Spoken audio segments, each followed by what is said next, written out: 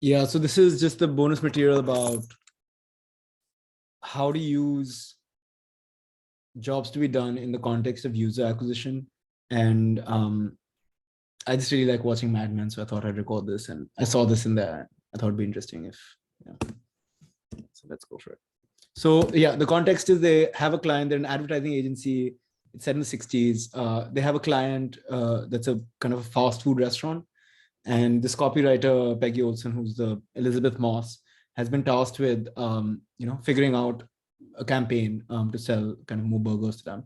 And she's doing some user interviews here. So we'll watch this first. And I'll pause throughout. And I'm sorry to bother you, but we're the people who paid for your meal. And as much as I'm committed to you enjoying your food while it's still piping hot, I do have a few more questions, if you don't mind. I'll give you the $3.10 back. I have to beat my husband home. Would your husband be happy if you were late but had another $10? there's just a need being surfaced there, right? Like she's in a hurry. So that's something that Peggy could have chosen to delve into, but she chose not to here.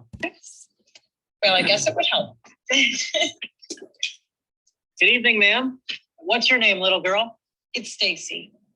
Is that your question? Don't ask irrelevant questions, I guess, is the lesson there. Would you say that you eat here weekly, monthly? Too much? What's your favorite thing? Again, there's too much is kind of a judgment, right? There's something there that, why is it too much? Like, what is causing this kind of feeling? But she, again, skips over that, but she'll get to it, you'll see. About Burger Chef, the taste or the price? It's near my house. Convenience. Usually. Does your husband ever pick it up? Oh, he wouldn't do that. It's bad enough that I'm not making dinner. Such a loaded word, like there's a lot of emotion there, right? That's probably something you want to explore, like what's going on here. Like she's feeling some kind of guilt here, maybe. So there's some kind of need here, right? Even though it's a negative emotion, you can see something's happening.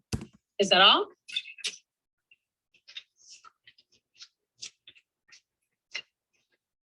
Back soon.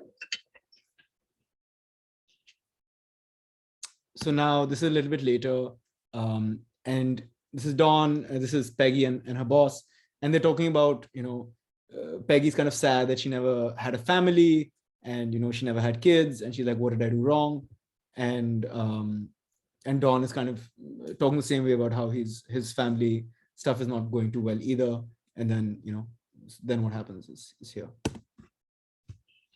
What if there was a place where you could go, where there was no TV,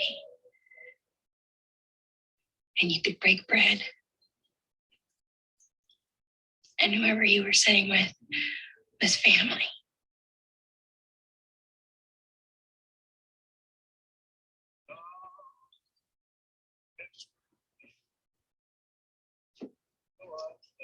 That's it. It's more what it is.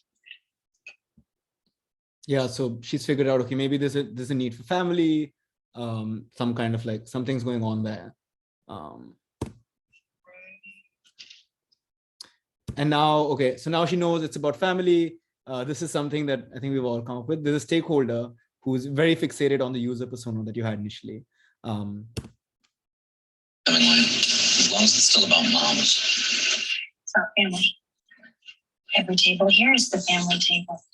I hate the word family. It's vague. Mom's more specific. Tell her, Don. She's doing it the way she wants to do it. You want it right or not?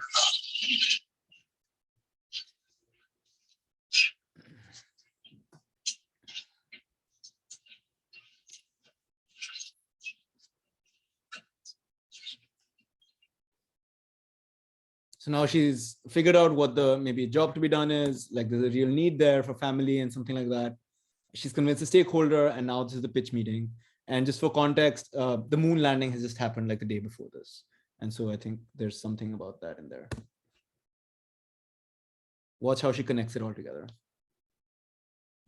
I'm going to be bold and say that no one in this room knows more about the Burger Chef customer than Peggy Olson. She's visited 20 restaurants in 9 states, interviewed hundreds, and is obviously uniquely qualified to craft this modern campaign. Every great ad tells a story. Here to tell that story is Peggy Olson. Thank you, Dawn. Dawn?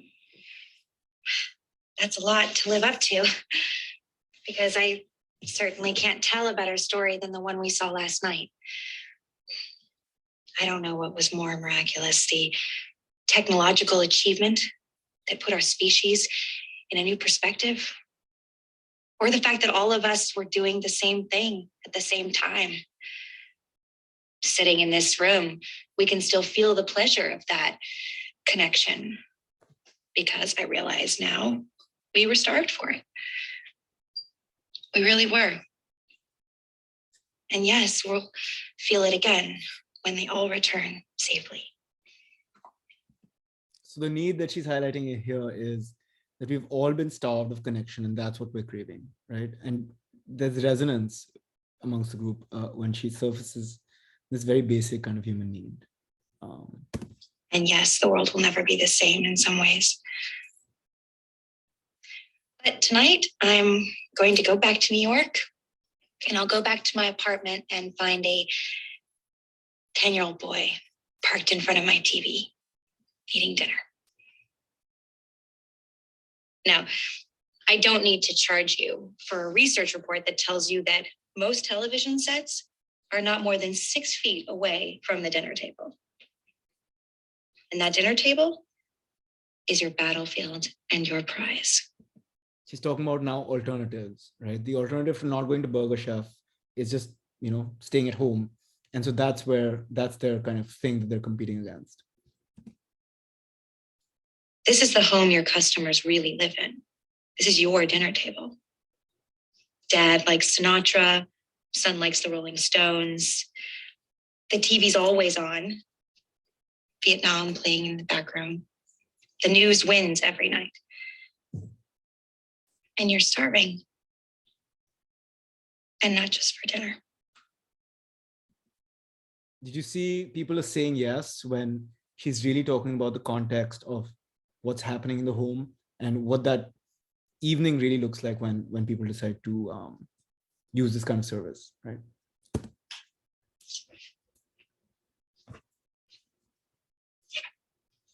What if there was another table where everybody gets what they want when they want it? It's bright and clean, and there's no laundry, no telephone, and no TV. And we can have the connection that we're hungry for. There may be chaos at home, but there's family supper at Burger Chef.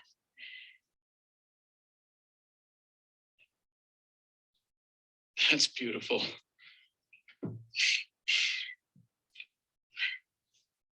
That's nice to hear, because that's the name of the spot.